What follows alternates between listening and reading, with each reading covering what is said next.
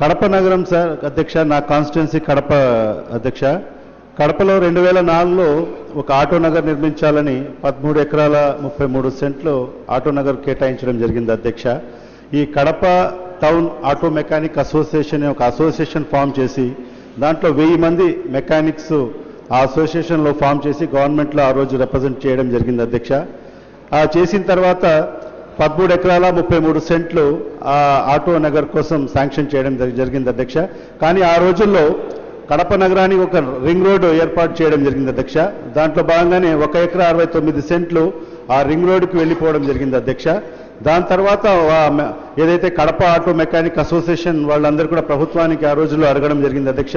ఈ ఏదైతే 13 ఎకరాల 33 సెంట్లలో ఈ 1 ఎకరా 69 సెంట్లు రింగ్ రోడ్డు కోసం వెళ్ళిపోయడం జరిగింది. ఆ కాంపెన్సేట్ వేరే స్థలం మనం చూపియండి అని కూడా చెప్పడం జరిగింది అధ్యక్ష.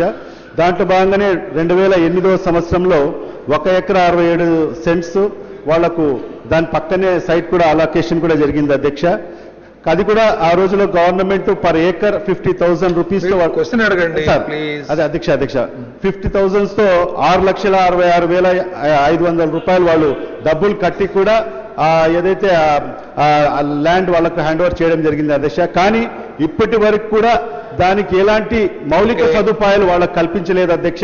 ఈ రోజు కూడా అక్కడ 1000 మంది ఆ మెకానిక్ సోదరులు ఉన్నారు అధ్యక్ష. వాళ్ళకందరికీ కూడా మౌలిక సదుపాయాలు అక్కడ కల్పించగలిగితే ఖచ్చితంగా ఆటో నగర్ అక్కడికి వెళ్లే అవకాశాలు ఉన్నాయి అధ్యక్ష.